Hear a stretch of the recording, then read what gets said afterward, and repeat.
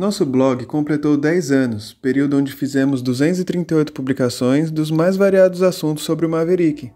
Bom, mas só falar não significa nada. Criei esse blog para ser diferente de tudo que eu tinha visto, e nesse ponto posso dizer que fizemos bastante diferença, trazendo pesquisas relevantes sobre assuntos ainda não explorados. Então, nesses 10 anos, o que contribuímos para a história do Maverick, que está para comemorar o seu cinquentenário no Brasil? Quanto se tinha de conhecimento sobre o Maverick antes do blog e quanto se tem agora?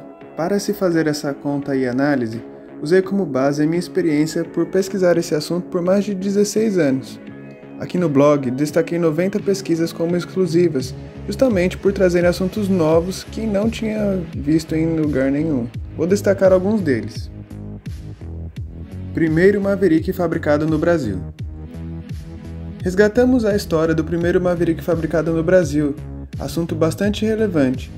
Esse carro fez parte da promoção de lançamento do Maverick no Brasil.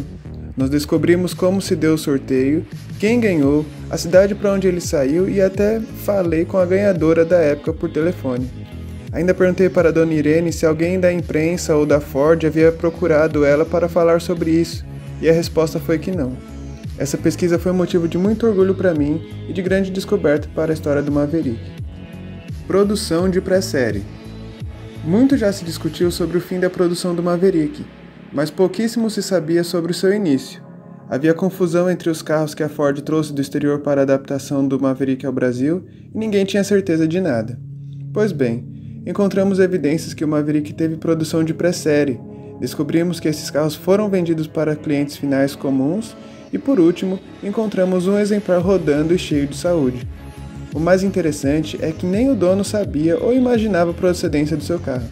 Até então, ele é o Maverick brasileiro mais antigo em atividade que se tem conhecimento. Lee Iacocca. Não se fala do Mustang sem deixar de mencionar o gênio Lee Iacocca. Foi ele que comandou todo o seu projeto. Você sabia que ele fez o mesmo trabalho com o Maverick? Já viu alguém exaltando a influência do Iacocca com o Maverick? Nós fomos tirar essa história a limpo e encontramos algumas entrevistas com o Iacocca, onde ele mesmo relata seu envolvimento ativo no projeto do Maverick. Era um assunto que estava perdido, mas saber isso muda muita coisa na visão sobre o Maverick. Primeiro raid da integração nacional. A história do raid é bem conhecida, mas nós elevamos o nível de pesquisa, revelando vários detalhes da viagem, locais, mensagens, participantes. Até mesmo localizei um dos cinegrafistas que teve a honra de viajar juntamente com Luiz Antônio Greco no Maverick. Ele nos contou muita coisa em uma entrevista. O Maverick atualmente está no museu e fomos nós que descobrimos como ele foi dado de presente, quanto tempo passou para que chegasse ao museu. Confirmamos também que o carro do museu é de fato o carro que participou do raid. O raid da integração foi uma das maiores provas da resistência do Maverick, e saber mais detalhes sobre isso faz toda a diferença. Maverick Quadrijet. Por mais que era de conhecimento que as revistas de época mostravam que o Maverick Quadrijet também era um carro de fábrica, passaram a falar dele como uma lenda, apenas um kit, uma coisa da concessionária, só para corrida. Esse foi o primeiro grande assunto que me dediquei a pesquisar, e hoje temos mais testes com o Quadrijet resgatados, informações gerais sobre aquisição, dados técnicos, nota fiscal, descrição dos itens do kit e carros que provam sua história. O Maverick Quadrijet nunca perdeu uma corrida sequer no Campeonato Brasileiro da Divisão 1. Foi o primeiro veículo nacional a atingir 200 km por hora e fortaleceu ainda mais a fama de carro veloz para o Maverick. Essa foi sem dúvida a maior pesquisa pública disponível sobre o Maverick Quadrijet. Produção na Venezuela. Outro assunto que se falava apenas superficialmente. Parecia muito mais uma história inventada do que real. Até que encontramos o material oficial da Ford da Venezuela, contando o que precisávamos para ter certeza que teve Maverick naquele país. Na Venezuela, o Maverick era feito no regime de CKD, fato inédito até aquele momento.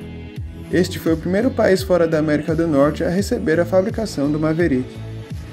Luiz Etesi Jr. Este homem super competente e talentoso foi o desenhista responsável pela ornamentação do Maverick brasileiro. Uma revista da época já havia falado sobre ele, mas nós fomos além. Conseguimos contato com o Sr. Luiz, Levei ele para dar uma volta em Interlagos no meu Maverick e depois ele nos mostrou parte do seu trabalho na Ford. Em outra oportunidade, fui até sua casa e tive acesso aos materiais originais dos desenhos do Maverick. Esse sem dúvida também foi um marco para o nosso blog e um resgate tanto da história do Maverick. Novo Maverick para 1979. É ridículo como abusam do desdém para contar o pouco que sabem sobre o Maverick. No geral, é como se o fim da produção do Maverick no Brasil fosse uma salvação, uma coisa mais do que necessária. Pesquisando o contexto e a produção do Maverick, resgatamos a clínica feita para apresentar um novo Maverick que seria totalmente transformado para os anos 80. A Ford não descartou o Maverick, ela buscou alternativas e viabilidades para mantê-lo em produção. Isso só não aconteceu por mudanças no mercado econômico e mudanças gerais na Ford durante aquele período. Não foi por culpa do Maverick. Tom Tijarda. Quando o designer de carros Tom Tijarda faleceu em 2017, trouxeram a notícia dizendo que ele era o pai do Maverick por tê-lo desenhado. Grandes sites automotivos deram a notícia dessa forma. Eu saí pesquisando sobre isso e não encontrei nenhuma evidência que colocasse o Tom Tijarda no projeto inicial do Maverick. Um tempo depois, a Ford publicou em um dos seus sites que o desenho inicial do Maverick havia sido feito por Virgil M. Exner Jr. Voltei a pesquisar e hoje sabemos quem fez o rascunho inicial do Maverick. Descobrimos também que o Tom Tijarda teve envolvimento sim com o Maverick, mas que foi apenas em 1974, quando fez um protótipo de uma possível mudança estética completa, assim como aconteceu com o Mustang. A Clínica de 1971. Para fundamentar a história errada e depreciativa que contam do Maverick, utilizam a clínica feita pela Ford em 1971 para dizer que ela deveria ter feito outro carro aqui no Brasil ao invés do Maverick. Acontece que a história verdadeira mostra que o Maverick foi de fato escolhido. Isso foi notícia em jornais de todo o país. Temos o documento original da clínica e podemos afirmar com todo embasamento que temos a certeza do que de fato aconteceu. Até então, não vi nenhuma dessas pessoas mudar o discurso e passar a contar a história verdadeira. Pode ser que o orgulho os impeça de fazer isso. Boletins de distribuição. Os boletins de distribuição são documentos internos da Ford e nós analisamos 9 deles. Eles contêm informações das mudanças na linha Maverick, com datas, itens de série, opcionais e muito mais. Esses boletins embasam nossas pesquisas e serviram para descobrir coisas que não encontramos em revistas e nem em jornais. São informações valiosas diretamente da Ford. Cadastro Nacional do Maverick. O Cadastro Nacional do Maverick só foi possível com o sistema desenvolvido pelo Homem do Galaxy, meu amigo Walter Barragan Neto. Eu analisava a história pelo que estava escrito, mas com o CNM podemos ver na prática e confrontar as informações para ter um contexto coerente e chegar a conclusões corretas. Com o CNM passamos a entender por completo a plaqueta, nota fiscal, cartão do proprietário e ficha de veículos novos. E por meio de todos os documentos e plaquetas estamos tentando criar uma tabela de cores completa, mas ainda há muito trabalho pela frente. Bom, eu ainda poderia citar pesquisas sobre Crash Test, Maverick na Inglaterra, edição limitada de 75.000 unidades, Maverick no Brasil antes de 1973, a história das 25 horas de Interlagos de 1974, a participação do Maverick no campeonato da INSA RS, primeiro Maverick de todos, o milionésimo carro da Ford no Brasil, os bastidores dos comerciais, Maverick no Uruguai, números de produção nos Estados Unidos, exportações e muitas outras. Mas aí ficaríamos nesse vídeo por pelo menos uma semana. Viram quanta coisa existe sobre o Maverick?